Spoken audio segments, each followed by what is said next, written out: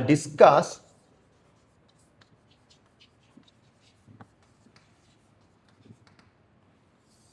conformal representations to understand the basically characters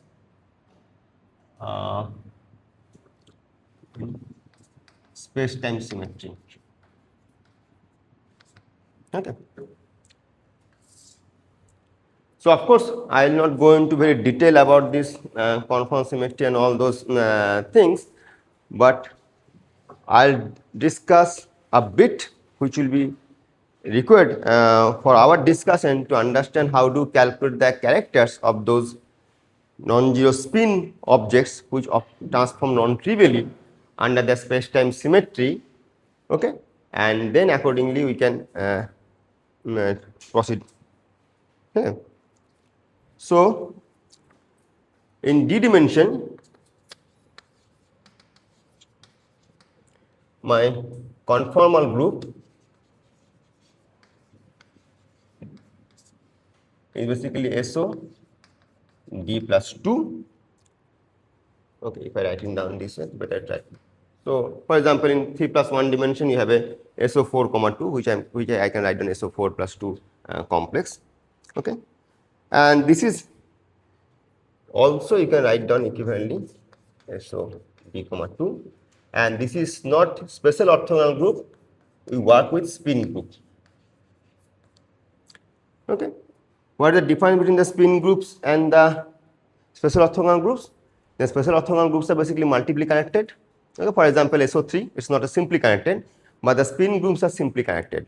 Okay, so I want to embed my field theory on a symmetry manifold, okay, which is simply connected, okay, such that I can avoid the double counting and all those things. So that's why I'll work with spin group, and that is why when we talk about different kind of quantum field theory scenarios, generally it's written as a SO, but you must understand that is basically spin group, not the special orthogonal group.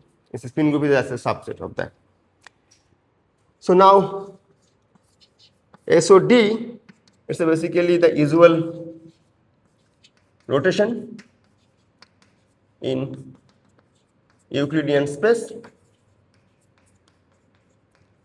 So you know the algebra how to do that thing, and it can parameterize basically your D dimension Euclidean. For example, in the classical mechanics, you have done this Eulerian rotations in 3 dimension, which you parameterize in terms of SO3. So now it's basically generalized to your D. Okay, and when I'm talking about the Euclidean thing, so D contains basically all your space time. So D part. So if you like when you talk about the SO3 comma 1, once you Euclidean that thing, so basically it's SO4. Okay, so it basically describes the R4. So R4 is the basically Euclidean section of the Minkowski manifold. Okay. So it will have rank your R equal to D by 2. So it's called the floor function, which tells you basically if D equal to 2R plus 1 or 2R, it gives the same value. Okay, the nearest integer. So, and that is true, right? Because if you talk about the SO2n or SO2n plus 1, the rank is basically n in both cases. Of course, the number of generators are different, okay, but rank for both the groups are same. So, R is defined as the rank of this SOD, where you will define as the D by 2 floor function. Okay.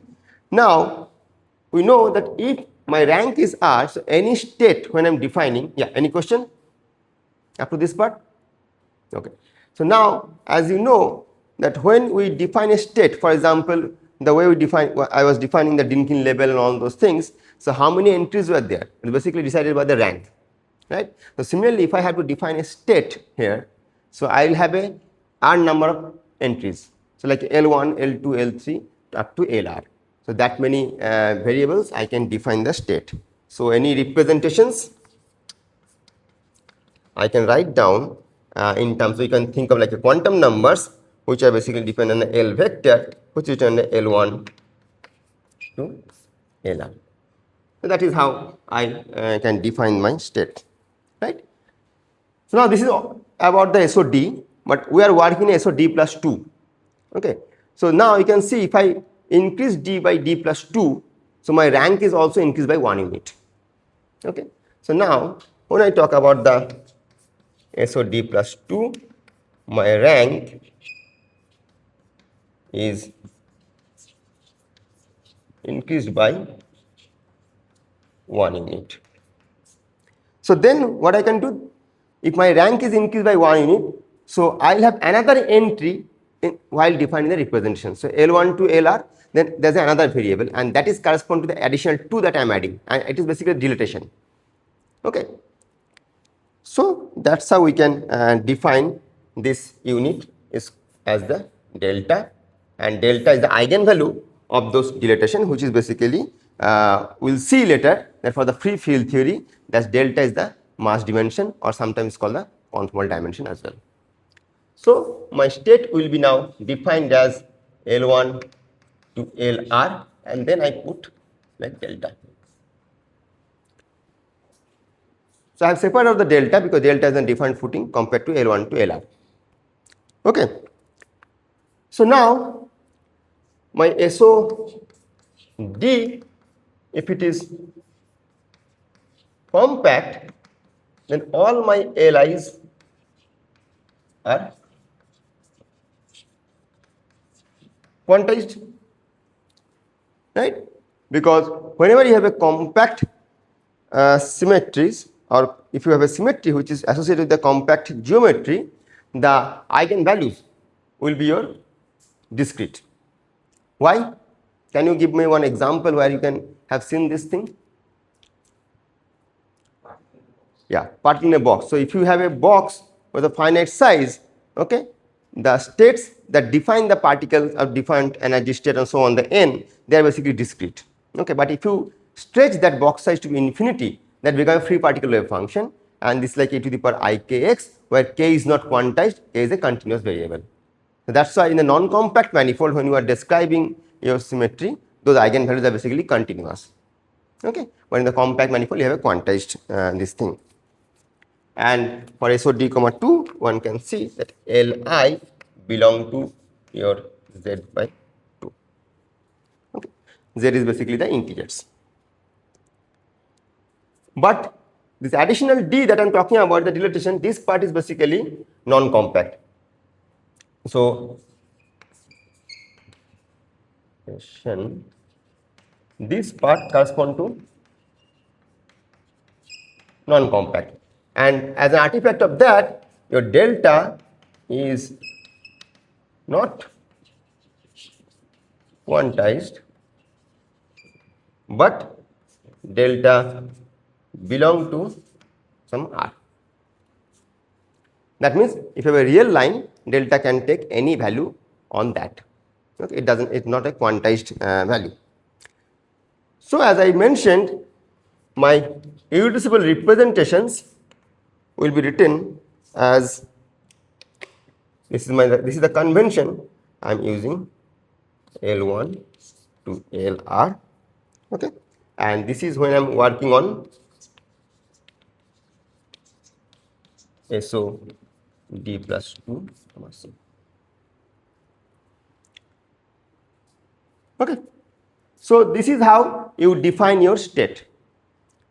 Now the question would be, if I go back our previous discussion when we calculate the characters and all those things, so for the internal symmetry, those are basically compact, and we have learned how to calculate the character functions in terms of the maximal torus coordinates. Okay, and as I was discussing that how do you decompose the Lorentz symmetry in terms of wild representation SU2L cross SU2R. So it may appear at that point that okay, so if I work with only the SO4, C, and I realize that in terms of SU2L cross SU2R, that would be sufficient.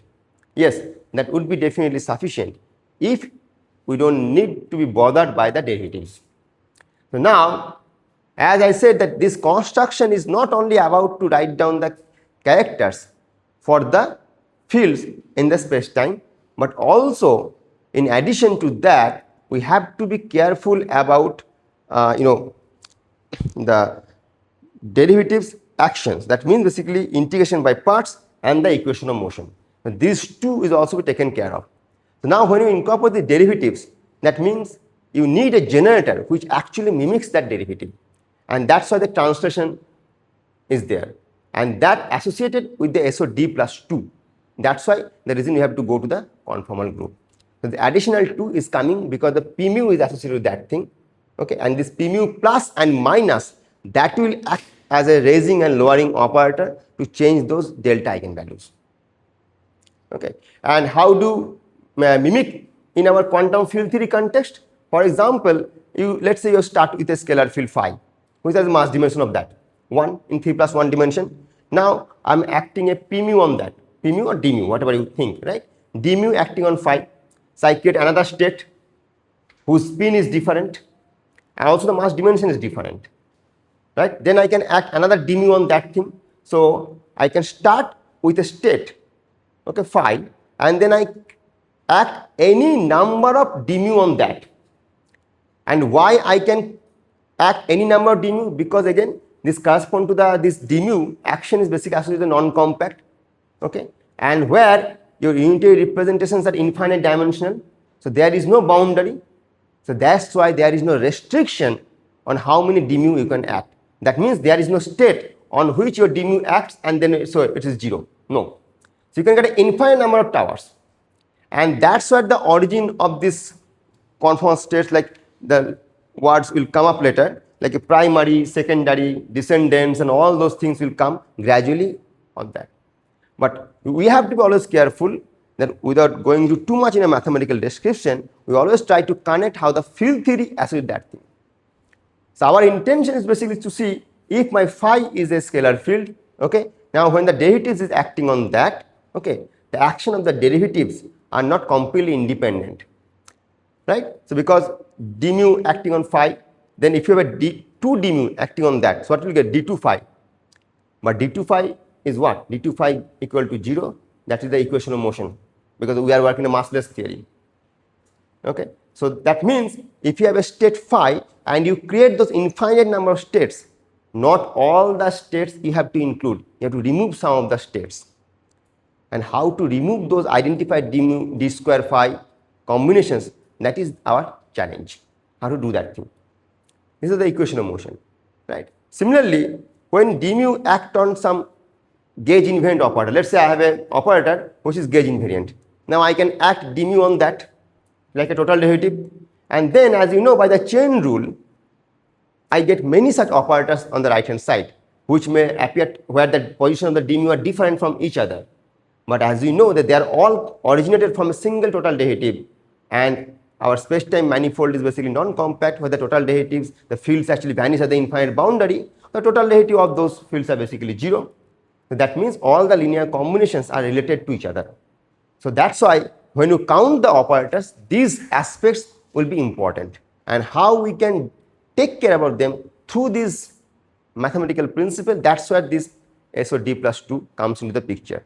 So the going from SOD or SO4 to SO4 plus 2, the reason is basically to incorporate the derivatives. Now when you have a derivative is like a spurion, right? So you have to associate some kind of a quantum number with that thing. So how do you get them? Because within the SO4 you have exhausted all your rank by the spins in the wild representation. So you need to increase another commuting generator, and that you get basically from the dilatation, and that's why you go for the SO4 plus 2. So that was the motivation to work with that thing, from the physical point of view, rather than just going too much into mathematics. But now, if I have choose d equal to 4, now you can see that how I can parameterize my state. So basically it contains all the spin information and also the scaling dimension of that particular representations. Okay, is it clear how we parameterize now? So if I work only SO4, I will have this part, right? And when you write down SO4 in terms of SU2 because SU2, these L1, L2, L3, L4 will be related to what you call J1 and J2, where the J1 is the SU2L and J2 correspond to the SU2R. So those J1, J2 are basically related to your L1 to L4 combinations from the SO4 when you write down SO4 in terms of the SU2 plus SU2. But on top of that, as I tell, I have to accommodate the derivatives. So derivatives actually accommodated through this variable.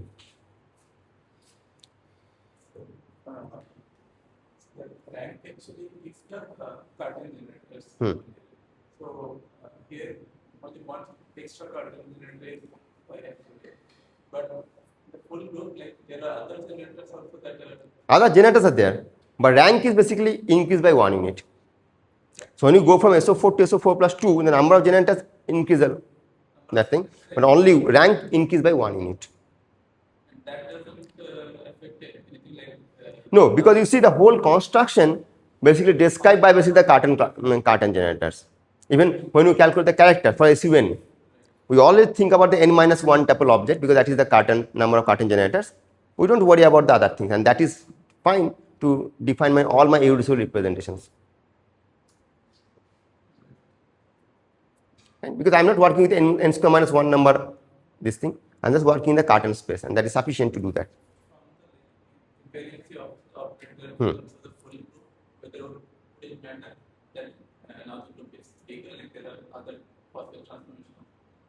Yeah, but one has to be careful about this thing because SOD will be compact for us because that's why we want to write down in terms of SU2 by SU2, but this part is non-compact. So you can think of, we are working earlier when you talk about, let's say 3 plus 1 dimension, okay, so there the signatures are defined. Now you, let's say when you write down SU2 by SU2, you basically utilize that part, okay, and then you extract out S3 to S3 from there. One S3 comes from SU2, another S3 from the SU. They are basically compact, right? But now, even if you extract those two S3s, you have still one R1 along which your delta. So the whole manifold is not compact. One direction is basically non-compact, and that is basically the delta eigenvalues lie on that. So it's like a partially compact manifold you are working with. For example, in finite temperature, what you do. So we have to be careful that when we impose the other boundary conditions and all those things, that has to be on the compact manifold, but not on the non-compact direction because it doesn't have any boundary.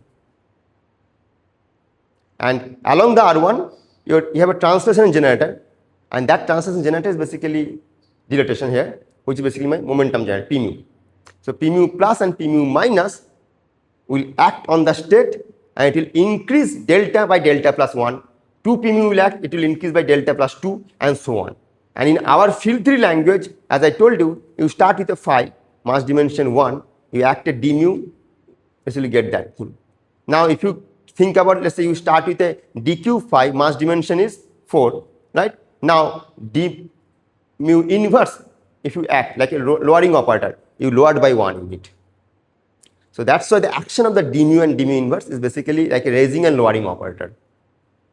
And because it's non-compact, so there is no boundary. So the action of d mu, how many it will act, is very unlikely to j plus minus, because j plus minus will have a highest state and lowest state. It's not there. You get all such states there. Okay, that's why it's an infinite dimension. When you call that unitary representations in non-compact group infinite dimension, because of that, your state constitutes all the infinite towers.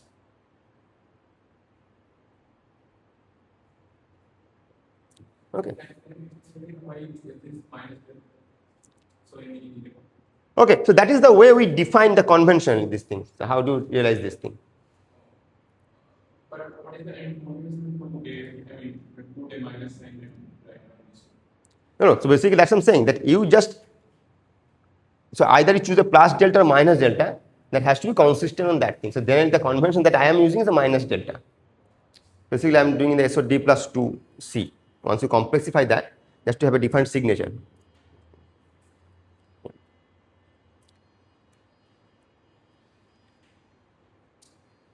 Okay, fine. So we'll come back to this part in little bit more detail when we talk about the construction of the conformal states and all those things. But for the time being, we can bypass this, and I'll give you some. First, I will introduce something in a very hand-waving way.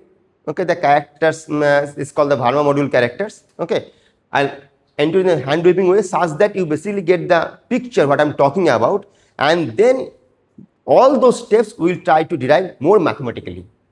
But before going to too much in mathematics, let me give you a very schematic description of those character calculations.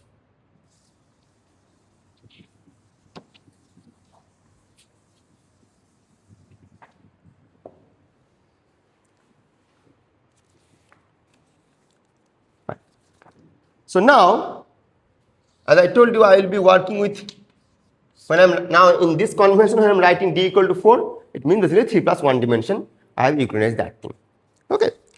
So then, as you know, basically my SO4 I can write down in terms of SU12 because SU2 what? Right? So this is the aspect, and now I have a conformal primary. Now what is the conformal primary? Basically I can think of in this way. That means the state under the SOD plus 2. Okay. So I can write down my conformal primary in this particular form, delta JL JR. For example, like here I am introducing delta. So whether I am writing minus delta or delta, the values will accommodate in such a way in both language you get the same answer. So that is not a very significant way. Yeah, there's a convention. Actually, what I did, my earlier calculations were in terms of this convention, but now I, just to avoid this minus, I remove that part. So it will be easy actually. So yeah, slightly confusing, but yeah. Okay, so now once I have this conformal primary, so what I will do, I write down the conformal character for this representation. How do I write down the conformal character? So basically, chi delta JL JR. Now you can see, as I told you, that for your SU2L part, you will have one torus variable. For SU2R, you will have one torus variable, and you have another one for the additional 2 part.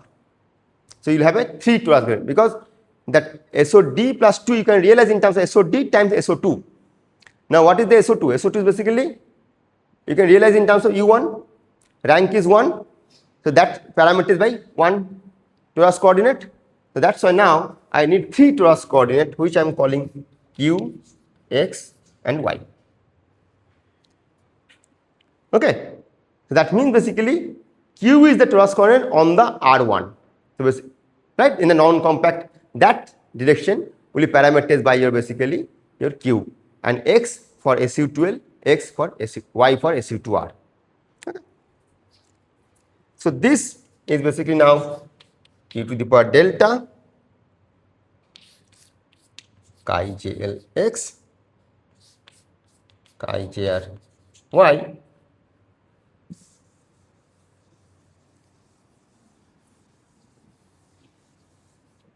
and then I write something P, which is function of your Q, X, Y. I'll come to P. What is the P? So this part, the first 3 parts should not be difficult for you guys to understand, because as I told you, delta is basically the eigenvalues, and for the U1 or SO2, they are like the charges. That when you say the U1 charge, what does it mean? It's the eigenvalue of that. When you act on some state, it will spit out that value, right? And can you recall what is the character correspond to U1 or SO2? The torus coordinate to the power that eigenvalue, right? So that's why this corresponds to that character, Q to the power delta. Okay, this is my SU12 character, this is my SU2R character.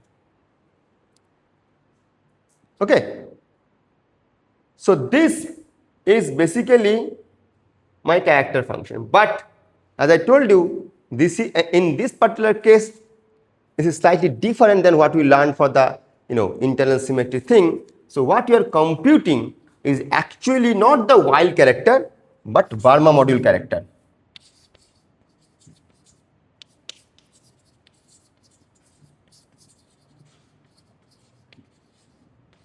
Okay. So now the Verma module character is not just this thing, but also you have a function called P, and we'll see why do we need that thing and what is the implication of that. Okay. But you can see there is a slight departure. For example, if you have an internal symmetry to start with SU2 cos SU2 cos U1 or SU2 cos SU2 cos SO2, and if I ask you, okay, so what is the character for that a representation which transform under that group SU2 SU2 U1? In that particular case, exactly this part. But as I told you, we are realizing the full SOD plus 2 conformal group symmetry in terms of that. So this is the character of SU2 cross SU2 cross SO2. But this is just only this part is not the character of the conformal group representations. So when you write down the conformal group character, on top of that there is another function, the P arrives. Okay. And there is a certain role and implication of this we will gradually learn.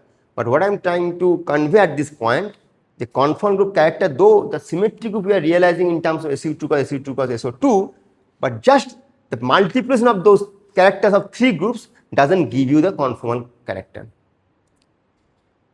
This is not because of non-compactness of this. No, it's basically you are realizing that in terms of SU2 cos SU2 cos SO2, but it's not all about the full conformal group. For example, let me give you an equivalent example. For example, when you realize in terms of SUN, in terms of torus, we say it's n copies of U1. But when you write down the SUN character, is it like torus chord if you take individual Q, I mean Z1 to the power Q, Z2 to the power Q2, it's not the character, right?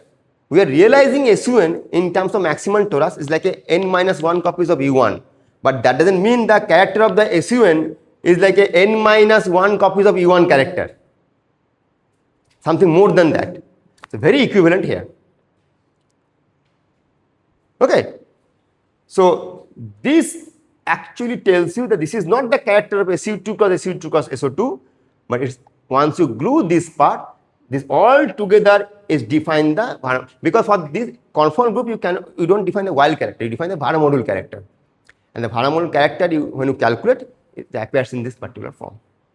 Okay. And this representation has a special name. I will come back to justify the name, which is called the long representations. Okay.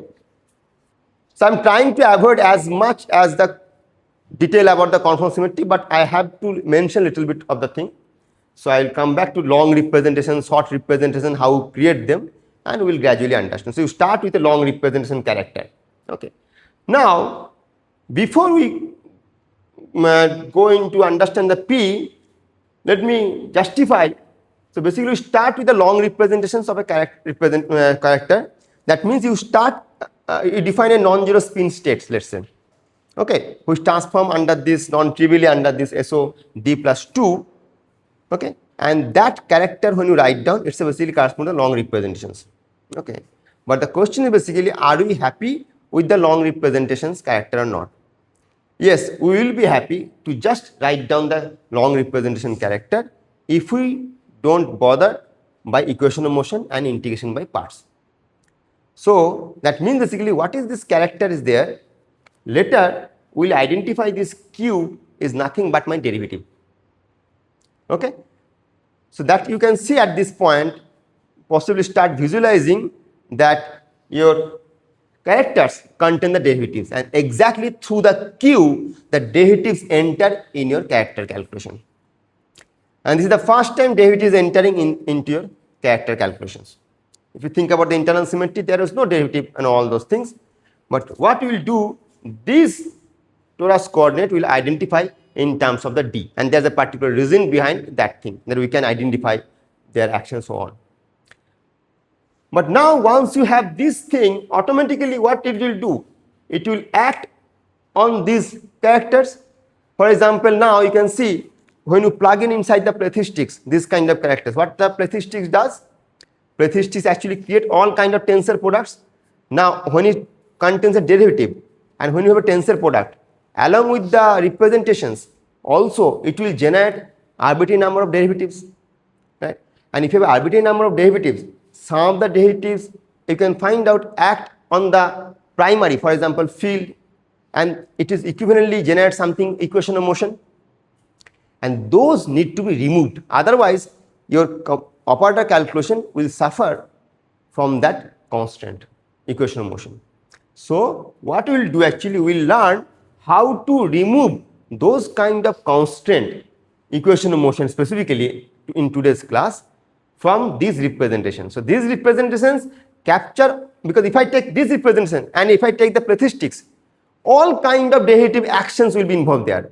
But out of those basket of derivative interaction, I will pick out and then remove those states which contain, for example, there are so many terms are there. On top of that, there is a term d square phi. There are so many terms are there in that operator, but there is a d slash psi. Those kind of terms are attached. So I have to guarantee that I am removing those states. And the process of removing those states, we will see this P has a very interesting role to play. And not only that, what you have to find out, we have to find out something called the short representations. And what is the short representations in our language here? You start with the long representations, you remove those constant by the equation of motion, and what you define is your short representations. So then when you write down the statistics, we will not use the long representations, we will use the short representations. And how do I guarantee the short representations I am working with?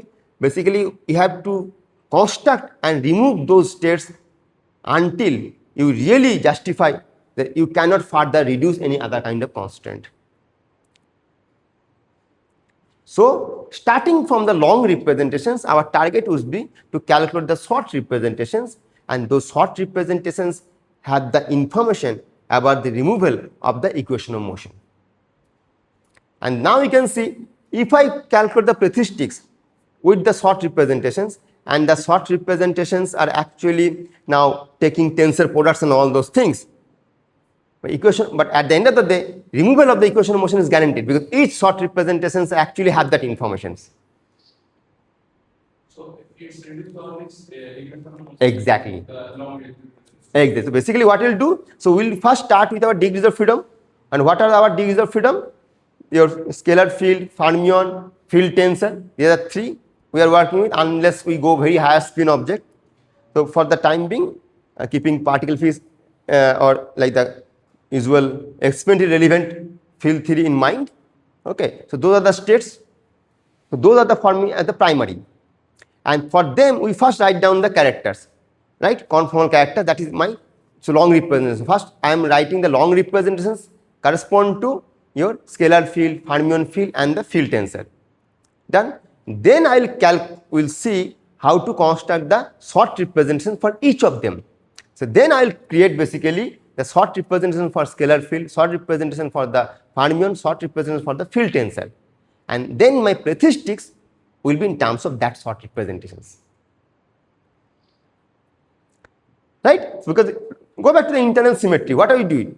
Under the internal symmetry, we write down the character for the scalar, fermion, and this thing, depending on their charges or the representation under the internal symmetry, and then we write down there. And why we can immediately write down, and there was no business about the long short. Why?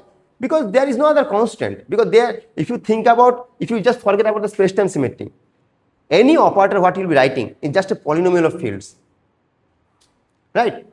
And if your operators are only the polynomial of fields, then there is no question about the equation of motion or IBP, because the fields do not participate in the IBP or equation of motion. It's the derivatives. So that's why the space-time symmetry is so special. Or sometimes let me say, okay, you want to construct an operator which includes, okay, let me go to one counter example, that I am working this thing for the geotemperature field theory, because I will come back to this thing later, but let me give one slight hint of that. For example, I am interested in similar kind of construction but in finite temperature.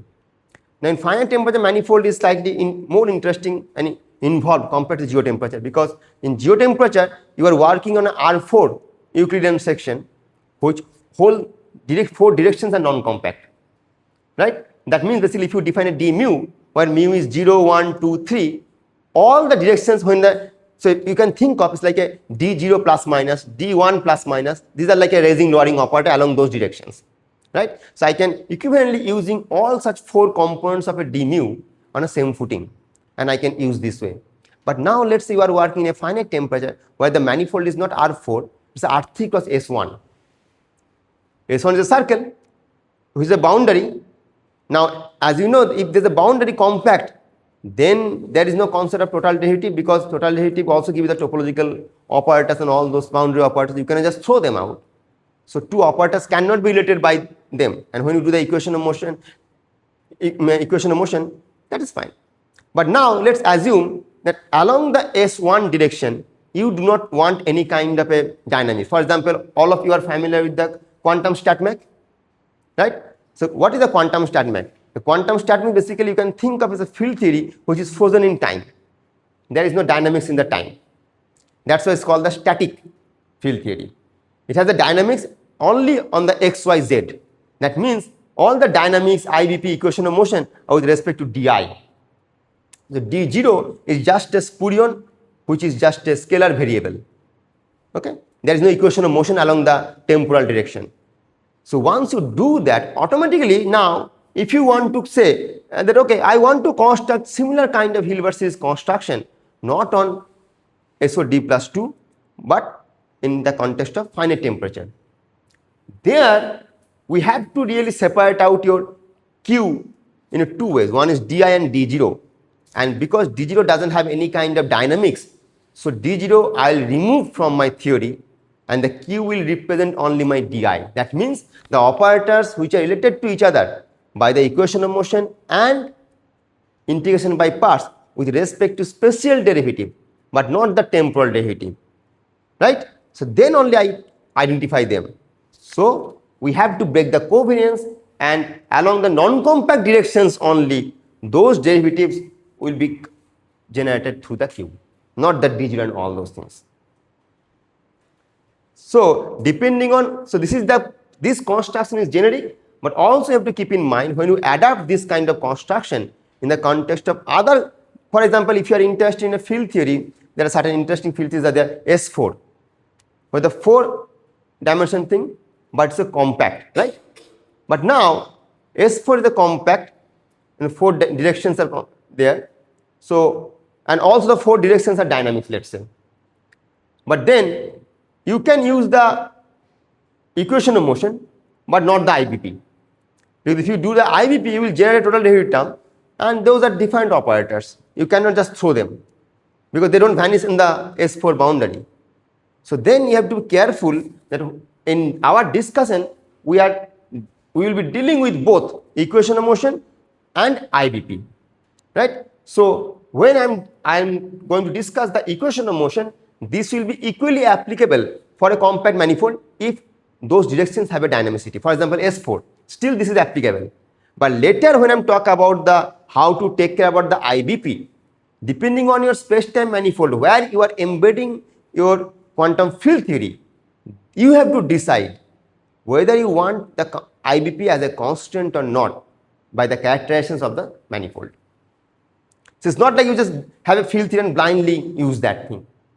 So how the manifold compactness or the non-compactness or the any direction is frozen or not, all these informations you have to first understand, and then you have to see what are the constants, and according to what are the constants coming from the derivative, that will allow you to define this kind of construction. So this is, though I am working in a 3 plus 1 dimension space time, but I am, as I told you, I am working in a basically non-compact manifold, and where IBP and these things are equally applicable for all the directions. That's why I'm doing this thing. But if you are working a 4-dimensional manifold which is compact, or let's say if you are working a S3 cross R1, so your choice of space-time manifold and the boundary conditions, that will tell you how you adapt this construction. You don't, for any just randomly 3 plus 1 dimension, you just don't use this thing. Because even in the 3 plus 1 dimension, your manifold structures and all those things are different. So the property of the characterizations of the manifold tell you what to do and where to do. Is that point clear? Devu, I hope you have put the recording button. Okay, do you understand that? Okay, what I'm doing, and then how you can adapt this part actually. And these discussions will be more clear when I specifically talk about or revive this construction for the finite temperature. But that is also a specific kind of finite temperature. It's the equilibrium and imaginary time formalism. So that is a finite temperature frozen in time. There is no dynamics. But if you do, let's say, real time formalism in finite temperature and non-equilibrium, those constructions will be different, and nobody knows how to do that thing. Those are open questions actually. Okay, up to this part, any question?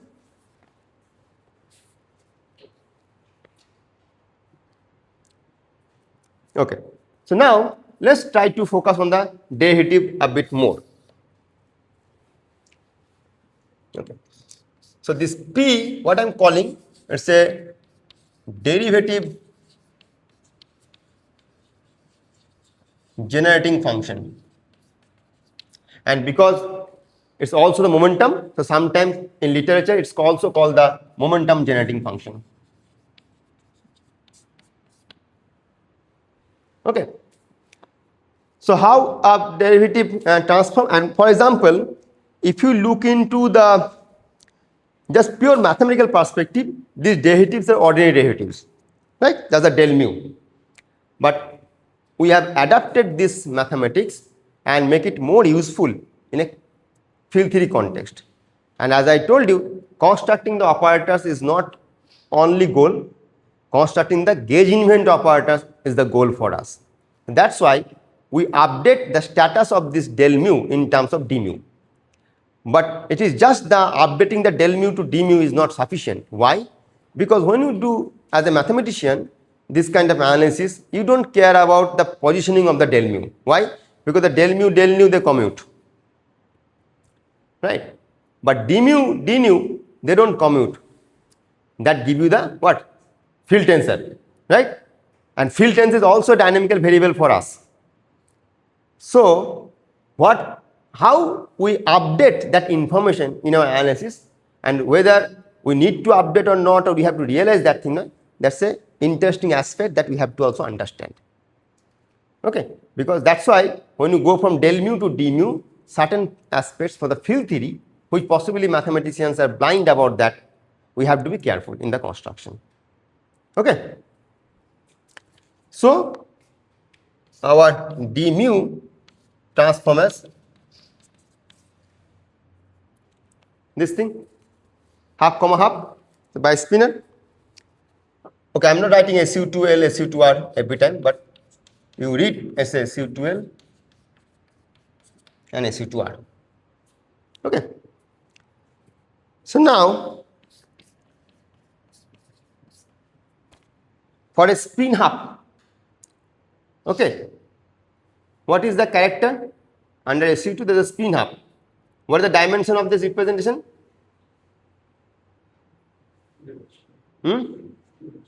Two dimensions, 2j plus 1, right? And what is the character for that? Exactly. So it has the character x plus 1 by x. And similarly, if I have a is y plus 1 by y. Agreed, all of you?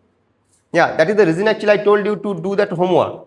Because now if you start thinking that how this character is coming, then basically you are gone. Okay. So now, if I want to calculate a vector character,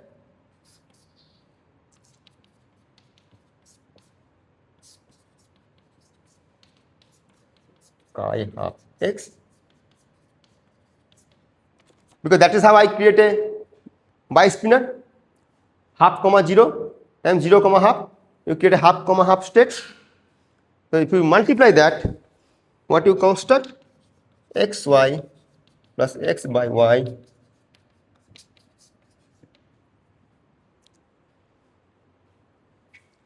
agreed, all of you?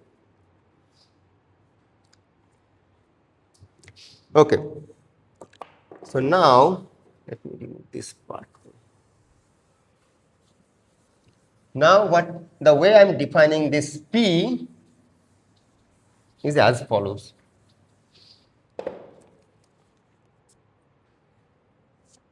So purpose of P is to generate arbitrary number of symmetric products of the vector representations. Okay. So basically I calculate like a d squared, d cube, d4, this thing, and I talk about the symmetric product of that thing. So this P Q X Y effectively exponential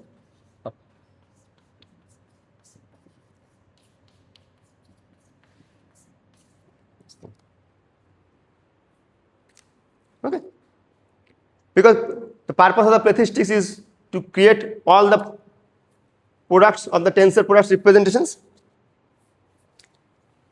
right? So then if I plug it here, what I get? I get basically statistics of q x y plus q x by y plus q y by x plus q 1 by x y.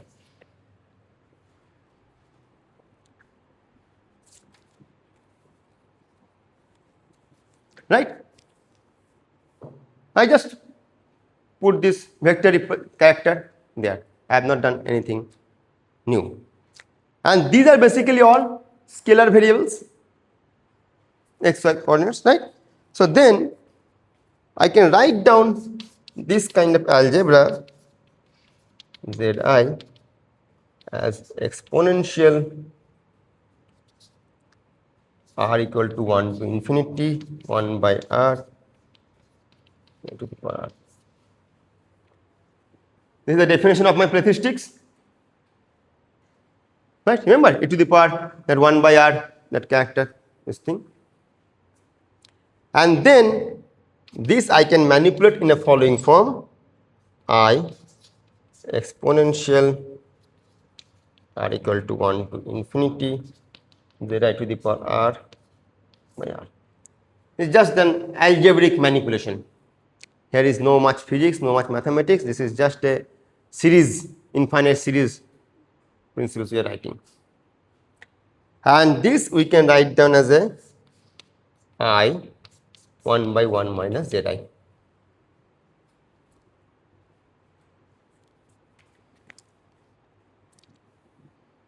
Okay. So what we have used is the following: sum over r equal to 1 to infinity z to the power r by r is minus log of 1 minus z. So this is the property, the log series. Okay, I use that property, an exponential log, so it will just the inverse of that. That's all, a simple thing. Okay, so now I will identify zi. This is 1, z1, z2, z3, z4. Right? Because there's a scalar variable, so they just add up, and e to the power x times e to the power y as e to the power x plus y, scalar. And if I use this convention, then what I'll write down? I write down the following thing.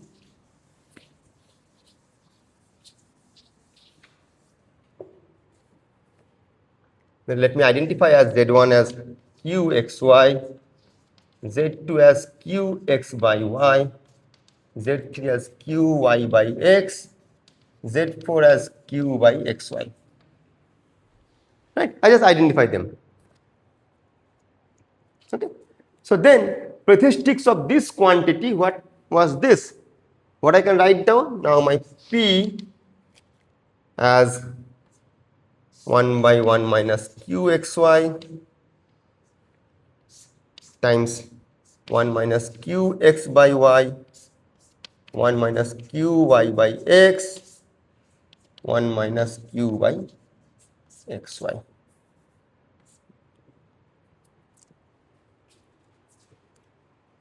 So this is my momentum generating function.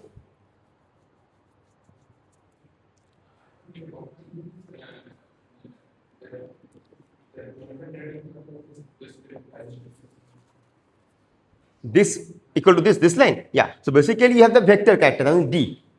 You have written down the character for the D, which is vector, right? So now what is our goal? Our goal is basically to calculate the symmetric product of the D, right? That means basically you have to calculate the symmetric tensor product. And in our method, what is the way to calculate those tensor product? Just think about simple character for a SU2 doublet. Now I am asking you generate all the symmetric tensor product of that thing.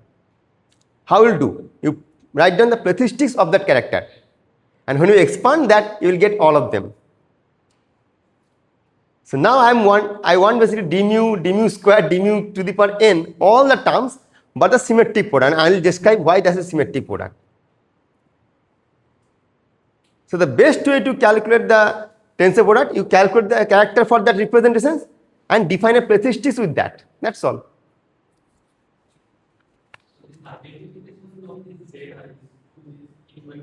Yeah. Unique in a sense? No, so basically I could write down this to this directly, but I am just trying to do a little bit of algebra that why this is equal to this. So I don't need to define a z. I can just write down the definition of statistics in terms of all these coordinates. I could write down this way. So what I do that, okay, without doing this too many variables, for a single variable statistics you can write down in terms of this.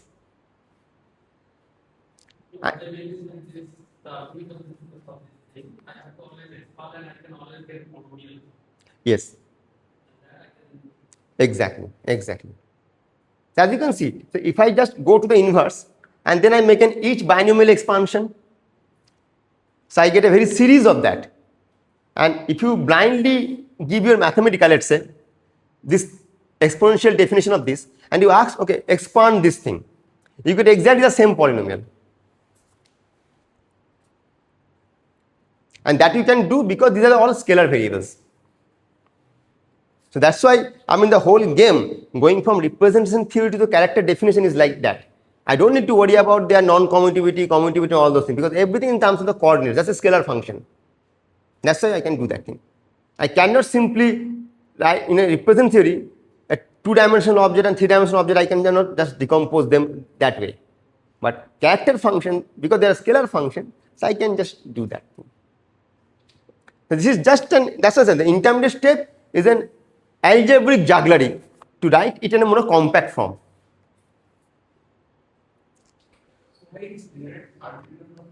Huh. Yes. I'll, because it's a exponential, na? Yes. So it will generate all the. I'll come to that. Yeah.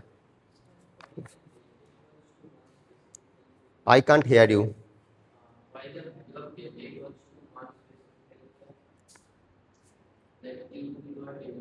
Yeah, because derivatives has mass dimension 1 in 3 plus 1 dimension. That's why. If you want, right? Yeah. For free theory, for in our whole effective field theory purpose, just recall as a physicist, the delta is the mass dimension. Now, if you want to in a d plus 1 dimension, you just change accordingly. In 3 plus 1 dimension, they have mass dimension 1, so my delta is 1. So it generates all other derivatives? Yes, all derivatives. Yes. Okay.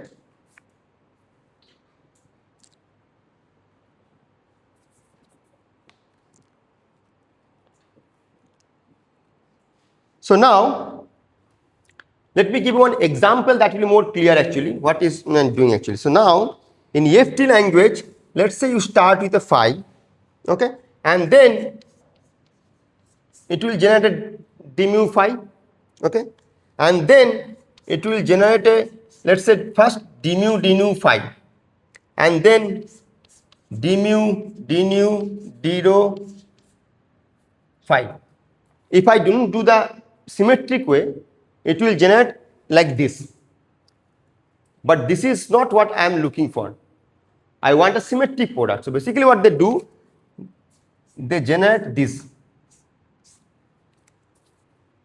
So half comma half, let's say cube. As you know, for example, okay, it's like in terms of SU2, if you want to realize, say 2 comma 2 to the power cube. So you pick out basically, because you will get all the tensor products, right? 2 cube is basically what? 2 cross 2 is basically your 3 plus 1. 3 plus 1 times 2 is basically 4 plus 2 plus 2. You pick the 4. You create basically the symmetric product state.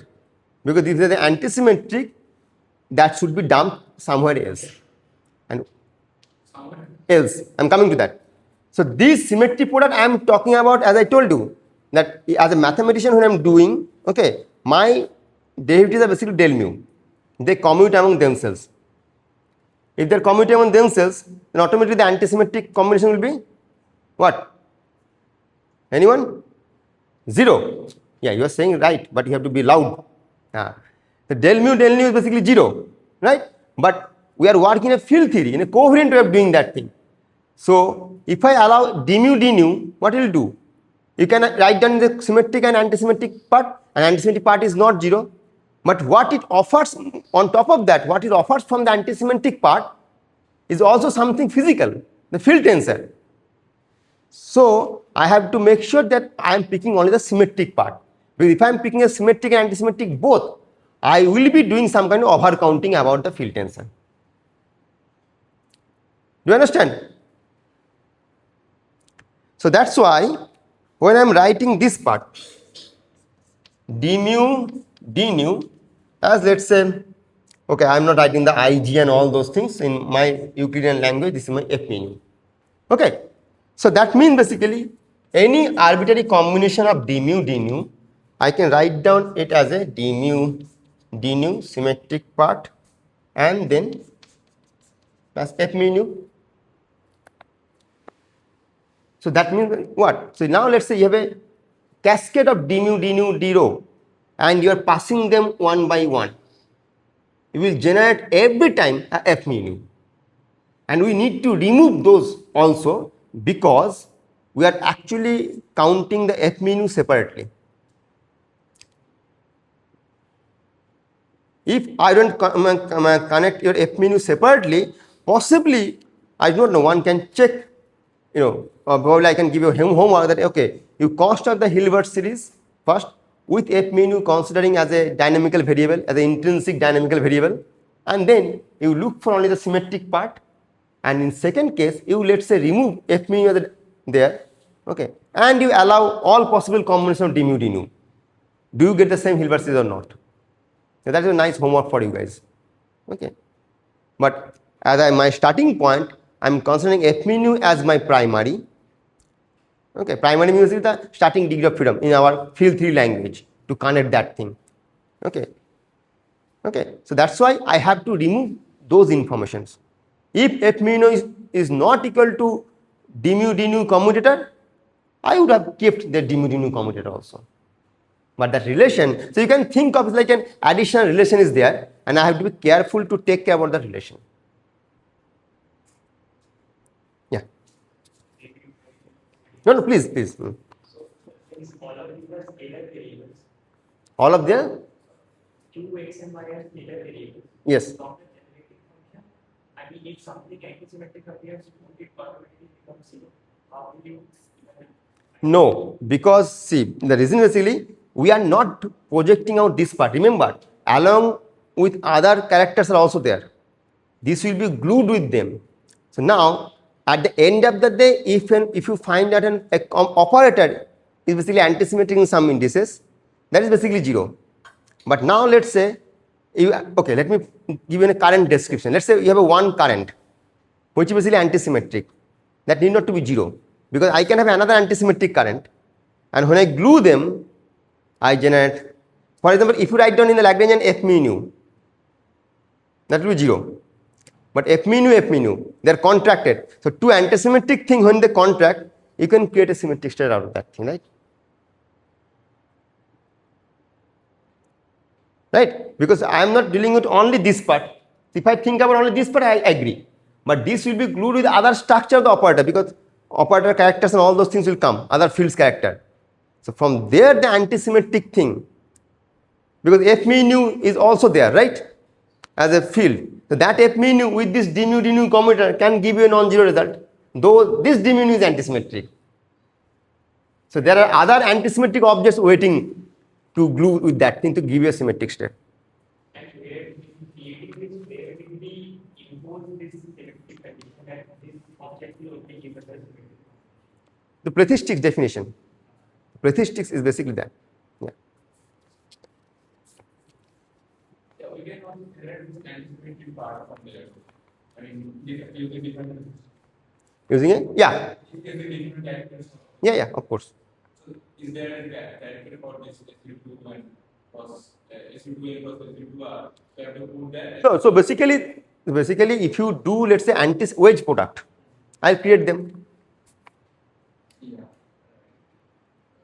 So this way, I mean. Yeah, that's what I'm saying. But the definition of the plethysticks will change. It will not just the normal product, it will be wedge product. Right. So if I define the wedge product of the characters, I'll create the antisymmetric combination. Na? Let's say given a tensor, how to create an antisymmetric tensor? You take a wedge product, A mu wedge Nu.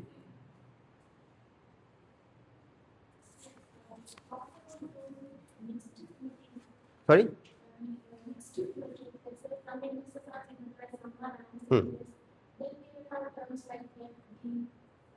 Yes. And okay, so you are saying basically, so these when I'm talking about, you will have either symmetric or antisymmetric because I am talking about a pair of derivatives only. If I have a 3 derivatives, again if I look into the pair wise, I again write down the full, because as you know, any generic tensor, I can write down some symmetric and antisymmetric way. So that's why the classification, I am focusing only the symmetric part. Yes. Because let's say you have 3 derivatives, d mu, d nu, d rho. You take the extreme left one and you're passing through them. So once you pass once, you not only create symmetric and antisymmetric but also mixed kind of thing. But again you have to pass. So the final product you should be able to write it down as symmetric and antisymmetric combinations. Because for example, let's give me one example from the SU3 point of view. When you write down SU3, adjoint is 8.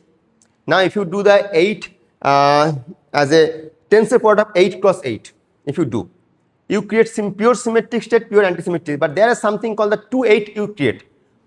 One is mixed symmetric, one is mixed antisymmetric. But I can go to a basis and I can take a linear combination of them and I can create a pure symmetric state, one pure antisymmetric state. And that is the reason when you say what is the symmetric state out of 8 cross 8, you pick only 1-8. Because both of them are basically either mixed symmetric and mixed antisymmetric. But if you take a linear combination, you create 1-8 as a pure symmetric, 1-8 as a pure antisymmetric. That's why you pick 1-8 goes in the symmetric, 1-8 goes in the antisymmetric. That's how you can do that.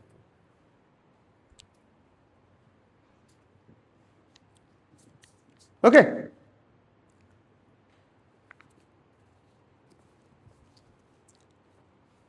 Okay. So now, yeah. Spurion for the derivative, yes. And later we will identify this Q as my D. So when I translate this mathematical object into a field theoretic object, I just simply replace Q by D. Okay.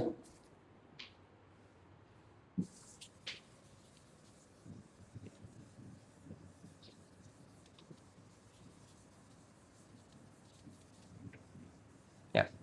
So now, so just in terms of symmetric and symmetric, what you are doing, let's say half, we are taking. So what are the states you create? 0, 0, plus 1, 0, plus 0, 1, plus 1, 1. Right? These are the states you create. And now in the wild representations, what is my F mu? How does the F mu transform? You can write down as a F alpha beta plus F alpha dot beta dot. Okay, are you guys familiar with the dotted index? So basically the SU12, the spinor index I put an alpha, beta, and SU2R, the conjugate, is basically in the wild representation the dotted index actually. Okay, so this is the way we write down in the while representations. And what does this mean? It means basically 1 0 plus 0 1. Okay. Now, if I think about this only the symmetric part of this, what about this part? Antisymmetric part? This is the trace part. So I can dump it as a symmetric object because that's a scalar, right? So these two, I am arguing basically I am taking symmetric means I am picking this and this. I am removing this, and you can see in the while representation F mu from the field tensor exactly these are the states I am removing. So what I was telling in the verbally, you can see just by the symmetric polar representations. The 0 1 and 1 0 that you are basically removing. So that is basically this part. Okay, can you visualize now? Now hold the picture. And now you can see what I am doing here for two objects. Now if I have n number of derivatives, because I am not restricting this construction applicable to up to certain dimension, but I am demanding this works for any infinite dimension object I can construct. So this will act as a cascade and do its job.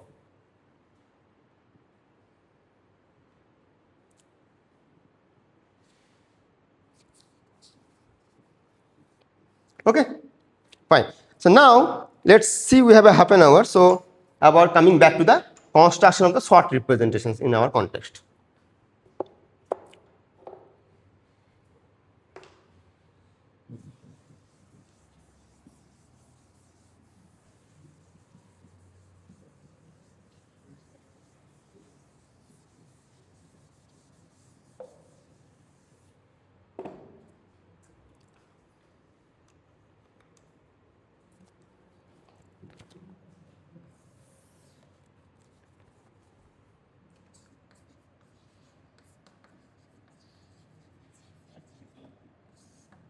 So how to calculate the short modules? So the definition of the short modules is basically the Vara module character. You calculate the. So V stands for my Vara module character. Okay, I am not writing explicitly again.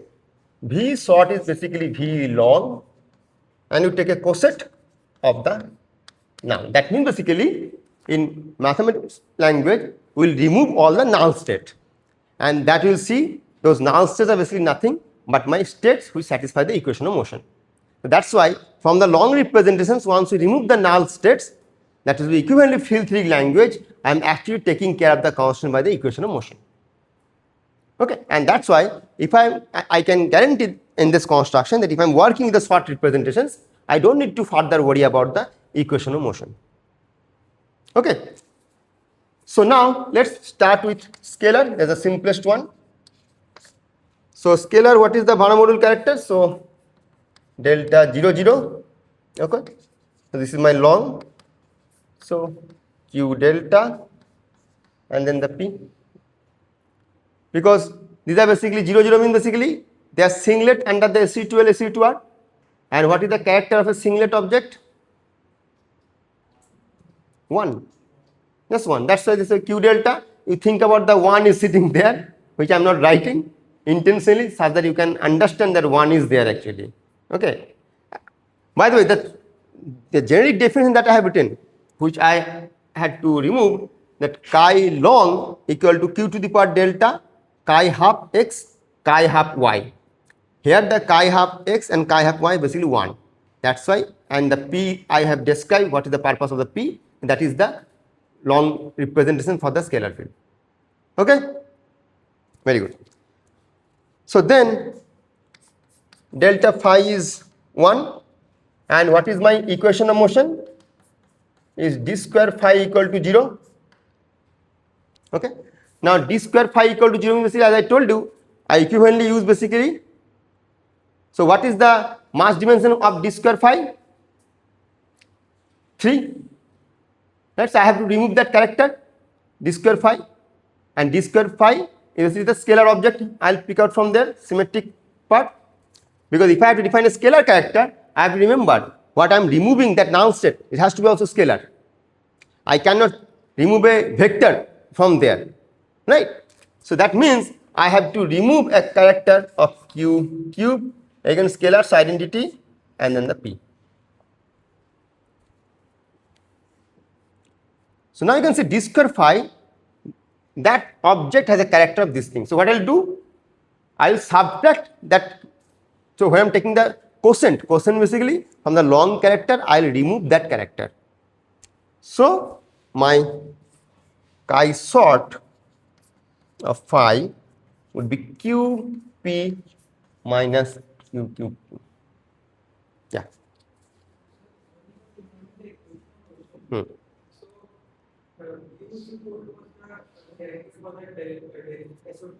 What? Hmm. Q is the variable. Quadrant, yeah. Delta. Exactly. Yeah.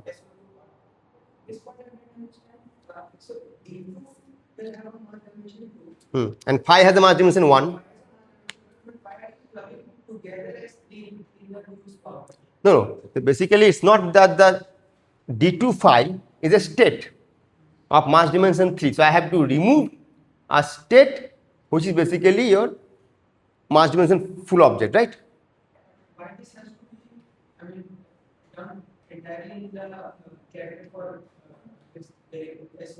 No, so d square phi, the character, when you write down the conformal character, there is basically for phi is also there's a q. So write down, just go back and then learn and write down the character of a phi. There's one q from there, and for d square one is a q square. So that's why it's becoming q cube. So q, so when you write down the phi conformal character, so this is the conformal character, not the internal symmetry character. So what is the conformal character of phi? Yeah. So basically at this point forget about the internal symmetry. So basically when I'm removing this, I have to remove a conformal character. Na? So when I'm talking about short representation, the long representation minus null representation, right? And that, but all are basically under the same theme of conformal character. Yes, exactly. The q is basically q times p. This square is q square. That's a q cube p.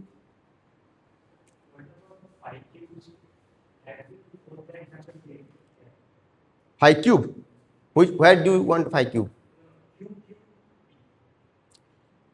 Q cube. Yeah, it's a q cube p, right? Yeah. This is short representation. This is mapped to the d square phi.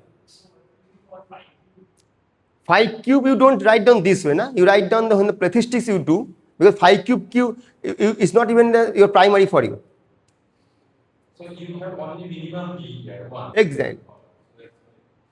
So phi cube is not a primary for you.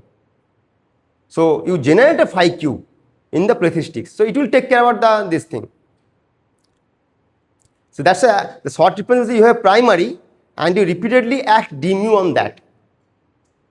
So that's why initially I said that I am avoiding the mathematics from going from long representation to short representation, which I am going to do next class or next to next class. But here, at least even if I do not go detail about the long short, but just through the hand waving way, that short representations are basically long representation minus the null state. Null state are basically nothing that satisfy in our field theory language the equation of motion. So I am calculating the d square phi. And now later we will learn what, slightly deviating from the field theory, what are the allowed short representations. So it's not like any arbitrary polynomial of these things are basically part of the representation. They have to belong to the multiplet. And short representations you create, but one phi and repeated action of the derivatives, because phi is not a generator here, d mu is the generator. So phi cube doesn't come into the picture here. But let's say you work with a theory where phi cube is the primary, then you have to define a phi cube character first, and then you add d mu phi cube, d mu phi cube, and all that. Single particle model, exactly. Now that's why you have to identify phi cube as a single particle model, then only you can do that thing. Yeah. Why are we assuming this equation of motion? This is the free particle equation over here. Yeah. So, if I have a phi cube, phi 4 theory, and I have that's the interaction theory. Yeah. So And why are we? no, I am removing basically the equation of motion for the free theory. That is the whole construction, because interaction theory doesn't come into the picture, because if you have interaction theory, then all my identification of the canonical dimension, all those things will spoiled actually, right? Yes. Yeah. That is the question. Hmm. Why are you doing all of this assuming of free theory? Because if I'm assuming a interacting theory, that will give me the overcounting. For example, if I have a d square phi, let's say generate a phi cube term from the phi 4. Mass dimension 3, right? Now, when it glue with a phi cube, I get a phi 6 operator. But already I will generate a phi 6 operator on all those polynomials from my statistics. That will be overcounting. Why do I need that thing? So if I don't consider don't consider free theory, if I do the interaction theory, I'll generate something wrong which I have to remove again. Why do I take the pain? Right? Because all those interactions, so when you generate the statistics, that generate all my interactions actually. Exactly. So interaction is basically what? Symmetry allowed operators that anyway we are generating. So just think about the free theory first, massless free theory. You're starting with the free theory and using Exactly. So basically, okay, very good. Okay, you have read. So basically, so you can think of your starting point is not only the fields but also only the free theory, massless free theory. Because otherwise the mass terms and all those things, but that will break your some kind of conformal properties I cannot use. That's a massless, and also my IR degree of freedom, infinite degree of freedom are massless. That's why I'm treating. So that's why actually I'm talking about the only the kinetic term are there. That will generate all my dynamics. For example, for the fermion case, again, d slash psi equal to 0 is my equation of motion. I don't have about the because u, and all those things will be generated. So interaction is something which I will generate, because that I need to see. Because again, why I cannot do that thing? Because what is equation of motion, free theory, is global. That when you write down d slash psi equal to 0, you don't care about the psi, how does it transform under the internal symmetry or not. It's a global equation of motion. d2 phi equal to 0, it's a global equation of motion. Right? Similarly, d mu phi nu, f mu nu equal to j mu, that's global. But if I have to incorporate an equation of interaction, that depends on basically what is your interaction symmetry. for phi 4, I'll have a minus phi cube term. Exactly. So now, whether it's a singlet scalar, then you have phi cube, phi square, all the terms are there. If it's a SU2 doublet, interactions are defined. The SU2 triplet, so I don't have any control. So I don't bother about that part. But later, those terms are not being omitted, overlooked. That will be generated. Okay. Yeah. Why can we consider this null? States. Yeah. Why are we considering the homogeneity function because I think the different homogeneity function for long representation. But right now we are considering a long representation. So why is this P coming here? No. So basically, when you write down a Vanna model character, P is there. So short representations are also part of that. Okay, so I'm saying that the whole Varroa model will be associated. Exactly. It Yeah. is part of the state that you are. Exactly. The characteristics are allowed. Exactly. So basically, that's why the P is basically common. You start with a primary phi, and then on that primary you calculate all the descendants. Okay, and now so basically that's why I will discuss this thing in the next class. That if you have primary, then you calculate all the descendants, and then you can see that you have an n number of derivatives, and then those derivatives are actually can shuffle, and once you shuffle them, you create those symmetric antisymmetric states. And I am using equation of motion on the symmetric part, and antisymmetric part will be automatically removed the way I define the statistics.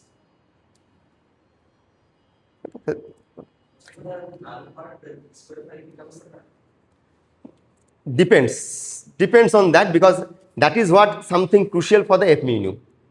Once you remove that, unless you have to do repeatedly until it's a primary. 0 trace part. But I'm saying that it is only true for the scalar.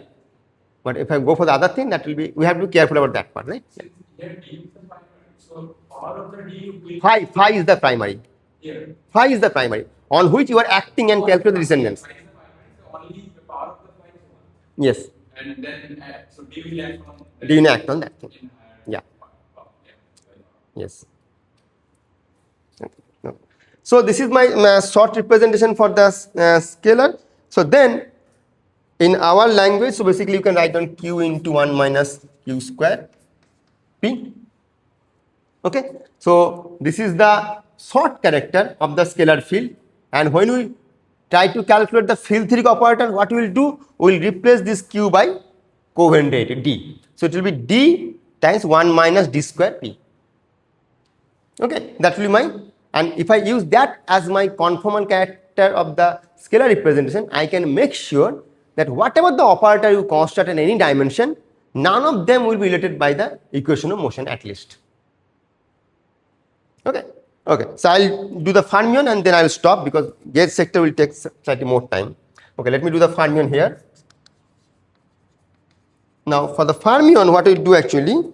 So what is my long character for fermion? Long character for fermion is basically q to the power 3 by 2 chi half x and then p. So I am talking about the character for, let's say, 3 by 2 half 0. So SU12, because you know if you write down SU12 character, you can mimic that for the SU2R character. I don't need to repeat that thing. Okay. So then what I will remove? I will remove basically my null state is basically what? Q to the power 3 by 2 times q chi half y p. So this is my null state. Why? Because this corresponds to the, so what is my equation of motion? D slash psi equal to 0. Right? Now, for D you have this thing, for psi you have a q to the power 3 by 2 part. It is very interesting because when the derivatives act half act on the half comma 0, you generate a 0 comma half. So if you think about in terms of the, so this, what is happening here? So this is equivalently, you can think of half acting tensor product with the 0, half comma 0. So this you generate 0 comma half state, what you are picking. Because this is only state which have the fermionic. The other state will be half 1 comma half, which is not. So if you have a, let's say, theory where the spin 1 and spin half, those kind of combinations are there, they are fine. But in our theory, I have only the spin half state. So when the d mu act on the left chiral state psi L, you generate a psi R. Okay, so that's why this become chi half but function of y, not x. Okay, so then when you subtract that thing, you write down the chi short for the fermion 3 by 2 half 0 as your q to the power 3 by 2 chi half x minus q chi half y and then the p. So that is basically your character for psi L. Now when you have a psi R character, this will be chi half y minus q chi half x, because d acting on psi R becomes a psi L. Okay, so now you can see if I work with this fermion character, okay, what I can make sure that none of the operators will be related to each other by the free theory equation of motion. Okay, so that is how we will proceed now. So next time we will see how to deal with the field tensor. Field tensor is very interesting. Why? Because here you can see that d slash psi equal to 0, d2 phi equal to 0, but d mu f mu is j nu, it's not 0. And on top of that, j nu is also conserved, so d nu j nu equal to 0. So we have to do in a cascade way of removing this. So just removing j nu is not sufficient for us. That is not the null state is not primary as he has mentioned. So basically you have to go the short representation until you achieve that thing. If your current is not conserved, we have to modify that accordingly. But we are working a conserved current, so d nu J nu equal to 0. So you have to be careful about all those conservation current also. So that's why this concept is so beautiful that all the field theory properties are actually taken care of. The conservation of current and all those things. Okay. Okay. So we'll start from here on Friday.